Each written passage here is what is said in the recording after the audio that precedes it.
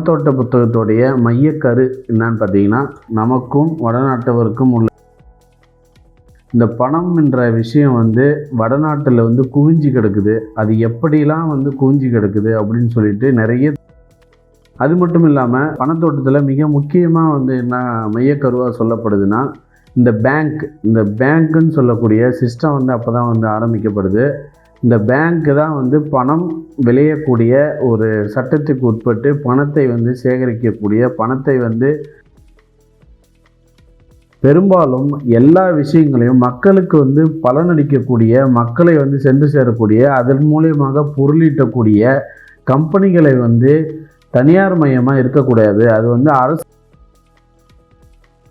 உள்ளடக்கி அந்த காலகட்டத்தில் எப்படி இவ்வளவு தகவல்களை சேகரித்து புத்தகமாக கொடுத்தார் என்பது உண்மையிலே வியப்பாக இருக்கிறது.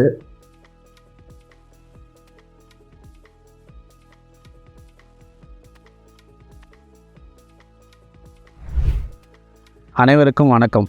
இன்றைக்கி பார்த்திங்கன்னா நம்ம அறிஞர் அண்ணா அவர்கள் எழுதின பணத்தோட்டம் அப்படின்ற இந்த புத்தகத்தை பற்றி தான் இன்றைக்கி நம்ம முழுக்க பார்க்க போகிறோம். இந்த சிறு புத்தகம் தான், ஆனாலும் பல தகவல்களை உள்ளடக்கி அந்த காலகட்டத்தில் எப்படி இவ்வளவு தகவல்களை சேகரித்து புத்தகமாக கொடுத்தார் என்பது உண்மையிலே வியப்பாக இருக்கிறது. அனைவரும் ஒரு முறை வாசிக்க வேண்டிய ஒரு புத்தகம் தான் இது. இந்த புத்தகத்தை பற்றி முழுமையாக இந்த காணொலியில் நம்ம பார்க்க போகிறோம். இந்த பணத்தோட்ட புத்தகத்துடைய மையக்கரு என்னான்னு பார்த்தீங்கன்னா, நமக்கும் வடநாட்டவருக்கும் உள்ள வேறுபாடு. இந்த பணம் என்ற விஷயம் வடநாட்டில் குவிஞ்சு கிடக்குது. அது எப்படிலாம் குவிஞ்சு கிடக்குது அப்படின்னு சொல்லிட்டு நிறைய தலைப்பின் கீழே நமக்கு விளக்குறாரு. ஒவ்வொரு தலைப்பின் கீழேயும் ஒவ்வொரு விஷயத்தை பற்றி நிறைய பேசப்பட்டிருக்கு. இவர் ஆரம்பத்தில் எதை முன்னெடுக்கிறாருன்னு பார்த்தீங்கன்னா, இந்த நெசவு தொழில் குறித்து விரிவாக பேசப்படுகிறது. இங்கே கையால் நூற்பு செஞ்சு நம்ம வேலை செஞ்சுட்டு இருந்த காலத்தில் அங்கே ஒரு மிகப்பெரிய தொழிற்சாலைகளை அமைத்து பணத்தை ஈட்டக்கூடிய வேலைகளை வடநாட்டவர் செஞ்சுட்டு இருந்தாங்க அப்படின்னு சொல்லிட்டு அதை பேசுகிறாரு. ஆனால் அப்பத்திய காங்கிரஸார் இதை பற்றி தொழிற்சாலைகளை மூட சொல்லி எந்த விதமான போராட்டங்களோ எதுவுமே நடத்தலை. ஆனால் இங்கே கைத்தறி முக்கியம்னு சொல்லிட்டு மட்டும் போராட்டங்கள் நடத்தப்பட்டது.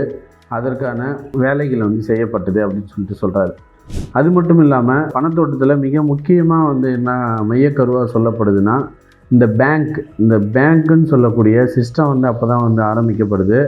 இந்த பேங்க்கு தான் பணம் விளையக்கூடிய ஒரு சட்டத்துக்கு உட்பட்டு பணத்தை சேகரிக்கக்கூடிய, பணத்தை அதிகப்படியாக சேர்க்கக்கூடிய ஒரு இடமா பேங்க் இருந்திருக்கு. அப்போ இந்த பேங்க்கு தான் ஒரு பணத்தோட்டம் அப்படின்றத பேங்க்கோட ஒப்பிட்டு நமக்கு சொல்கிறாரு. அப்போ இந்த பேங்க்கில் வடநாட்டவர் எந்த அளவுக்கு ஆதிக்கம் செலுத்தினாங்க, இன்றைக்கும் பெரும்பாலான வங்கிகள் வடநாட்டவர் கையில் இருக்குது. அதற்கான காரணங்கள்லாம் என்ன அப்படின்னு சொல்லிட்டும் புத்தகத்தில் விரிவாக பேசியிருக்கிறாரு. அப்போ அந்த காலகட்டத்தில், அதாவது 1938 அதுலேருந்து 1945 வரலும் நடந்த விஷயங்களை தான் கோர்வையாக சேர்த்து நமக்கு இதில் கொடுத்துருக்குறாரு. இப்போ அந்த காலகட்டத்தில் பேங்க் உருவாகுது. அந்த பேங்க்கில் பணம் விளையக்கூடிய ஒரு இடமா பேங்க் இருக்குது.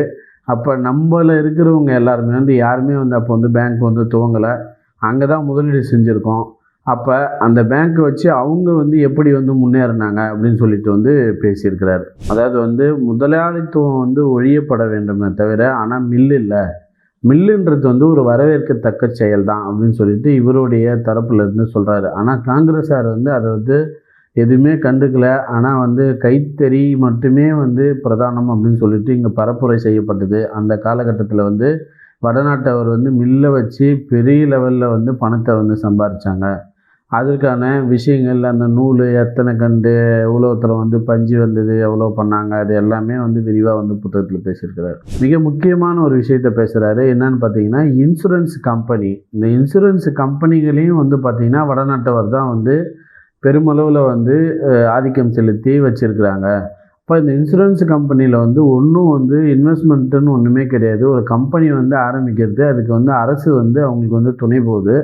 அதை வச்சு 20 வருஷம் கழிச்சோ ஒரு லைஃப் இன்சூரன்ஸோ இல்லை ஏதோ ஒரு மெடிக்கல் இன்சூரன்ஸோ, அதுக்கான விபத்து நேரிடும் போது இல்லை உயிர் போகும்போது தான் நீங்கள் பணம் தர போகிறீங்க. அது வரலும் ஒரு குறிப்பிட்ட தொகையை பிரீமியமாக செலுத்திட்டே இருக்கிறாங்க.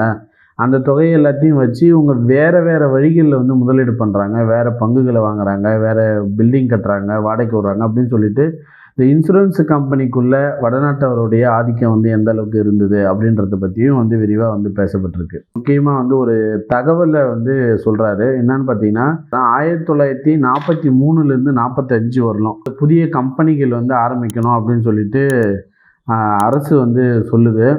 அதான் வந்து இது மூலயமா, அதாவது பங்குக்கு வர்றதுக்காக புதிய கம்பெனிகளை ஆரம்பிக்கணும் அப்படின்னு சொல்லப்படுது. அப்போ வந்து மொத்தம் வந்து 4660 மனுக்கள் வந்ததாக வந்து குறிப்பிட்டிருக்கிறார். அந்த 4660 மனுவில் பிரிட்டிஷ் இந்தியாவில் மட்டும் 3575 மனு வந்திருக்கு. சுதேச சமஸ்தானம் அதிலிருந்து வந்து 209 மனு வந்திருக்கு. இந்த பிரிட்டிஷ் இந்தியாவிலேருந்து வந்த மனுவுடைய இன்வெஸ்ட்மெண்ட் வந்து பார்த்திங்கன்னா 228 கோடி. அதே சுதேச சமஸ்தானம் அதனுடைய இன்வெஸ்ட்மெண்ட் வந்து பார்த்திங்கன்னா 33 கோடி. ஆக மொத்தம் வந்து மூலதனம் வந்து கிட்டத்தட்ட 260 கோடி அப்படின்னு சொல்லிட்டு சொல்கிறாரு. இப்படி தான் வந்து வடநாடு வந்து வளர்ந்துட்டே போகுது. ஆனால் தென்னாட்டோடைய நிலைமை வந்து கேள்விக்குறியாக தான் இருக்குது. இப்போ தென்னாட்டை வந்து யாருமே வந்து கண்டுக்கல. ஆனால் அப்போ வந்து காங்கிரஸார் தான் ஆட்சி அமைச்சாங்க, காந்தியடிகள் இங்கே இருந்தார். ஆனாலும் வந்து எதுவுமே செய்யலைன்னு சொல்லிட்டு காங்கிரஸாரை வந்து விமர்சிக்கிறார். விமர்சனம் மட்டும் செய்யாமல் வந்து எந்த அளவுக்கு வடநாட்டவருடைய ஆதிக்கம் வந்து தென்னாட்டிலையும் இருக்குது அப்படின்றத பற்றியும் வந்து விரிவாக வந்து பேசியிருக்கிறார். இப்போ இது வந்து ஒரு புள்ளி விவரம். இதுபோல் நமக்கு வந்து நெசவுக்கு புள்ளி விவரம் தராரு, இன்சூரன்ஸுக்கு தராரு, அதுக்கப்புறம் வரக்கூடிய வனஸ்பதின்னு சொல்லிட்டு வனஸ்பதியில் வந்து எப்படி வந்து வடநாட்டவருடைய ஆதிக்கம் வந்து செலுத்தினாங்க, அதில் வந்து என்ன மாதிரியான முதலீடு வந்து பண்ணாங்க அப்படின்னு சொல்லிட்டு வந்து பேசப்பட்டிருக்கு. அப்புறம் வந்து வானூர்திலையும் வந்து பார்த்திங்கன்னா ப்ரைவேட் ஸ்டேஷன் தான் இருக்குது. அதுலேயுமே வந்து பார்த்திங்கன்னா எல்லாமே வந்து வடநாட்டவருடைய ஆதிக்கம் தான் அதிகமாக இருக்குது அப்படின்னு சொல்லிட்டு சொல்கிறாரு. இப்போ இவருடைய கருத்தை என்ன வைக்கிறாருன்னா, பெரும்பாலும் எல்லா விஷயங்களையும் மக்களுக்கு வந்து பலனளிக்கக்கூடிய, மக்களை வந்து சென்று சேரக்கூடிய, அதன் மூலியமாக பொருளீட்டக்கூடிய கம்பெனிகளை வந்து தனியார் மையமாக இருக்கக்கூடாது, அது வந்து அரசு வந்து ஏற்று நடத்தணும் அப்படின்னு சொல்லிட்டு இவர் கோரிக்கைக்கிறார். ஆனால் அப்போ இருந்த காங்கிரஸ் வந்து அதை வந்து ஏற்றுக்கல. அதை வந்து செய்யறதுக்கு எங்களால் முடியாது அப்படின்னு சொல்லிட்டு அவங்க சொல்கிறாங்க.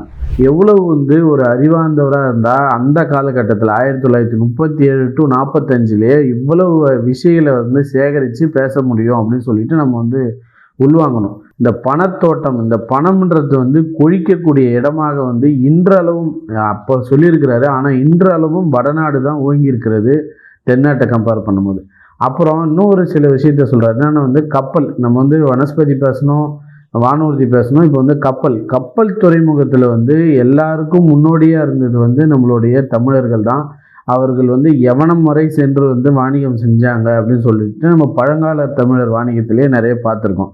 அப்போ இப்படிப்பட்ட வணிக அறிவு இருந்த நமக்கு, கப்பலை வச்சு வாணிகம் செஞ்ச நமக்கு இப்பொழுது கூட என்ன நிலைமை இருக்குன்னா, வடநாட்டவருடைய ஆதிக்கம் தான் பெருமளவில் வந்து இருக்குது.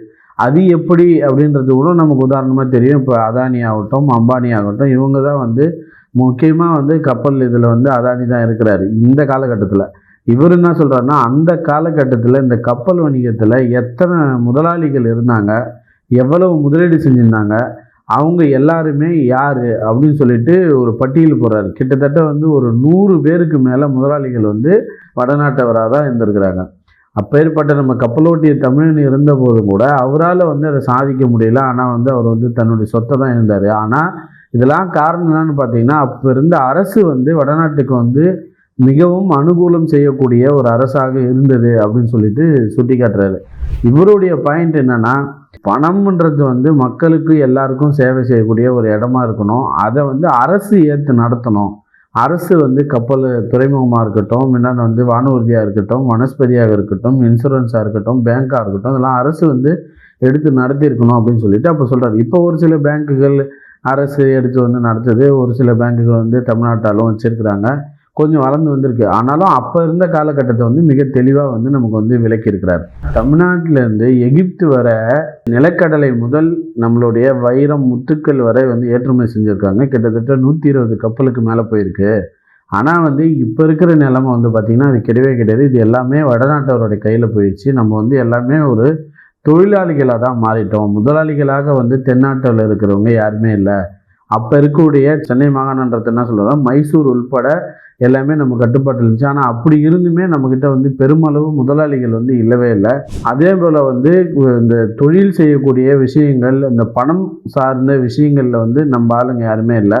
பெரும்பாலும் வந்து எல்லாருமே வந்து வடநாட்டவராக தான் இருந்திருக்கிறாங்க அப்படின்னு சொல்லிட்டும் சொல்கிறாரு. அப்புறம் வந்து இன்னும் ஒரு கவனிக்கக்கூடிய ஒரு விஷயத்தை வந்து சொல்கிறாரு. அதாவது வந்து ஏகாதிபத்தியம், வெள்ளையர்கள் வந்து எப்படி உள்ளே வந்தாங்க. வெள்ளையர்கள் வந்து முதல்ல இந்த உள்ளே வரும்போது ஒரு வியாபாரம் செய்ய போகிறோம் அப்படின்னு சொல்லிட்டு தான் உள்ளே வராங்க. வியாபாரம் செய்கிறாங்க. அதுக்கப்புறம் ஒரு கடை போடுறாங்க. அதுக்கப்புறம் அந்த கடையை அவங்களே சொந்தமாக்குறாங்க. அதுக்கப்புறம் வந்து நம்மளையே அடிமையாக்குறாங்க. அவங்கள விரட்டுறதுக்கு நம்ம நீண்ட காலம் ஆயிடுச்சு. அதுபோல தான் இப்பத்திய சூழலை வந்து நம்ம கம்பேர் பண்ணி பார்க்கணும். இந்த வடநாட்டவர் வந்து பெருமளவில் வந்து தமிழகத்தை நோக்கி படையெடுக்கிறாங்க. அவங்க வராங்க. அவங்களுடைய வேலை என்னென்னா, ஃபஸ்ட்டு வியாபாரத்துக்கு வராங்க. தொழிலாளியாக வரணும்னு சொல்லிட்டு வராங்க. இப்போ வியாபாரம் பண்ணுறாங்க.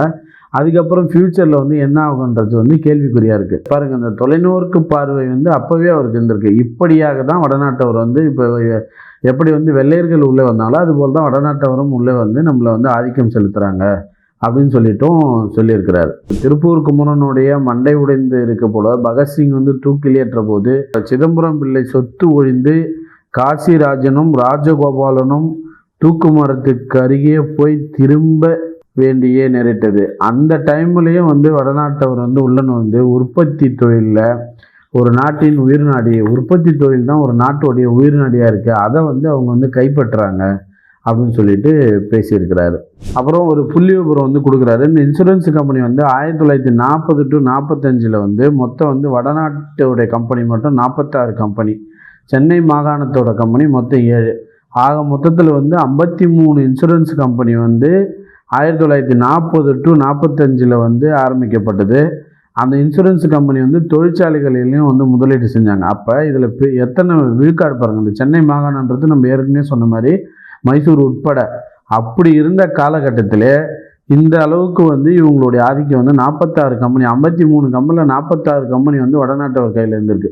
இப்போ இன்னையோட புள்ளி விபரத்தை எடுத்திங்கன்னா கூட இது வந்து மிகப்பெரிய அளவில் தான் இருக்கும். அதுக்கப்புறம் வந்து நமக்கு வந்து ஒரு சின்ன கதையை ஒன்று சொல்கிறாரு. என்னென்னா வந்து ஒரு எலி மூலயமாக அந்த இதை வந்து இந்த பண தோட்டத்தை வந்து விளக்குறாரு. என்னான்னு கேட்டிங்கன்னா, இப்போ வந்து இந்திய உணவை வச்சு எலிகளுக்கு வந்து கொடுத்து பரிசோதனை பண்ணுறாங்க.